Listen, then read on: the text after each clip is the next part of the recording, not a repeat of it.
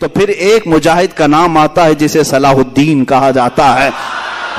صلاح الدین ایوبی کون ہے؟ ایک وہ مجاہد ہے، سپاہی تھا اور نور الدین زنگی کی تربیت میں رہنے والا، کشا کشاں چلتا تھا۔ بسا اوقات ایسا تھا کہ خاندان الگ تھا، بڑے لوگوں کا، پیسے والوں کا خاندان تھا، لیکن اللہ جس کا دل بدل لے اور جس کو کام پر لگائے تو پھر دنیا کے تماشوں سے اس کا جی اٹھ جاتا ہے۔ وہ نکلا۔ یہ وہ زمانہ تھا جب عیسائیوں نے بیت المقدس پر قبضہ کر لیا تھا، مسلمانوں پر پابندی لگائی تھی، قتل عام کیا تھا، فلسطین کو خون سے نہلا دیا تھا۔ اس وقت یہ خبریں پھیلتی تھی، بغداد میں کسی اور کی خلافت تھی، مصر میں کسی اور کی تھی، شام میں، یمن میں، عراق میں الگ الگ خلفاء موجود تھے، لیکن بس یہی کہ سو رہے تھے یا اپنے حرم خانوں میں عورتوں کو رکھے ہوئے۔ بہت سارے الگ الگ اسلامی خلفاء میں بھی بعض عیاشیاں آئیں۔ اس زمانے میں یہ اٹھتا ہے ایک سپاہی جس کی راتوں کی نیند بے قرار ہے اور اس کا چین و سکون ختم ہو چکا ہے، صرف ایک ہی سوچ کہ قبلہ اول اگر آج ان لوگوں کے ہاتھ میں ہے جہاں سے میرے آقا کی معراج ہوئی، جہاں میرے آقا نے ہزاروں انبیاء کی امامت کی، وہ اگر آج ہمارے درمیان نہیں ہے تو پھر ہماری کوئی عزت باقی نہیں ہے۔ یہ سوچ لے کر کے نکلا اور اس کے بعد مصر جب تشریف لائے، یہاں پر نور الدین زنگی کے انتقال کے بعد صلاح الدین ایوبی کو سپہ سالار بنایا گیا، مصر کا گورنر بنایا گیا۔ مصر کی گورنری آنے کے بعد سب سے پہلے قسم اٹھاتا ہے یہی صلاح الدین، کہتا ہے کہ اللہ کو گواہ بنا کر کہتا ہوں اس وقت تک چین سے اپنے گھر میں نہیں آؤں گا جب تک بیت المقدس میں اپنا مصلی نہیں بچھاؤں گا۔ اتنا ہی نہیں، ایک جگہ سے گزرتے ہوئے ایک بڑھئی کو دیکھا جو ممبر بنا رہا تھا اور پوچھا بہت خوبصورت ہے، میں خرید لوں؟ کہا لے لو۔ کہا اسی دن یہ نیت کر لیا کہ اس ممبر کو میں بیت المقدس میں ضرور لگاؤں گا، اور وہی ایک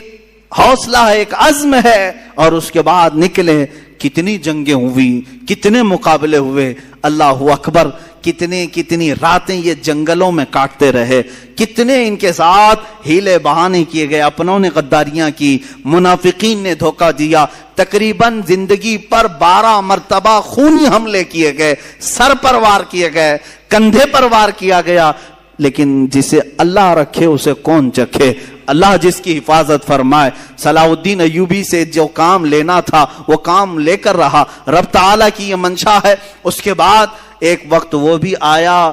کہ صلاح الدین ایوبی کی تاریخ میں حیرت کی بات میں اگر آپ کو بتا دوں، ایک وقت ایسا بھی آیا کہ صلاح الدین کے پاس 12,000 کا لشکر تھا، سب سے بڑا لشکر ہے، 12,000 کا لشکر تھا۔ عیسائی کھار کھائے ہوئے تھے، ہر جنگ میں ہارتے تھے، شکست کھاتے تھے، تو کیا کیا؟ صلیبیوں کے بڑے بڑے بادشاہوں نے اپنی فوجیں جمع کرنا شروع کی، اتنی فوجیں جمع کی کہ 4 لاکھ کو پہنچ گئی، اور وہ 4 لاکھ کی فوج جب مقابلے کے لیے نکل کر کے آئی، ملک شام کا علاقہ تھا، صلاح الدین سے کہا گیا اب یہ معرکہ خون ریز ہے، کیسے 4 لاکھ آ رہے ہیں، تمہارے پاس کیا ہے؟ 12,000۔ سب کو جمع کیا میدان میں، پوچھا صلاح الدین ایوبی نے کہ سنا ہے صلیبیوں نے، عیسائیوں نے 4 لاکھ کا مجمع جمع کر لیا ہے، یہ خونی جنگ ہو سکتی ہے، ہم 12,000 کی تعداد میں ہیں، چاروں جگہ سے اگر وہ حملہ آور ہو جائیں تو پھر ہم مٹھی بھر ہوتے ہیں، تمہارا کیا خیال ہے، ہم یہ چھوڑ کر چلے جائیں یا پھر میدان میں رہیں؟ فوجیوں نے جواب کیا دیا؟ وہ کہتے ہیں کہ ہم کسی ایرے غیرے کے سپاہی نہیں، ہم صلاح الدین کے سپاہی ہیں،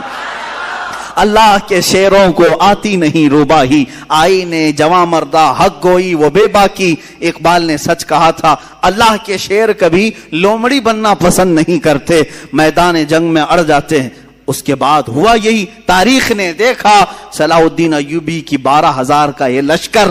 میدان میں اترا، 4 لاکھ کی فوج کو انہوں نے 3 دن کے اندر اپنی سیاسی بصیرت سے ایسے ٹکڑوں میں تبدیل کیا کہ تقریباً 8 ٹکڑوں میں الگ الگ انہیں بانٹ دیا، الگ الگ طریقے سے، اور مقابلے کے بعد تاریخ نے آج، یہ میری اپنی لکھی ہوئی بات نہیں کہہ رہا ہوں، عیسائیوں کے جو بڑے مورخ ہیں، تاریخ داں ہیں، انگلینڈ کے جو بڑے تاریخ داں ہیں، انہوں نے لکھا ہے کہ 4 لاکھ کی ہماری فوج کو صلاح الدین نے دھول چٹا دیا، سب شکست کھا کر کے چل پڑے۔ عزیزان گرامی، اسی صلاح الدین نے پھر بڑھتے بڑھتے بیت المقدس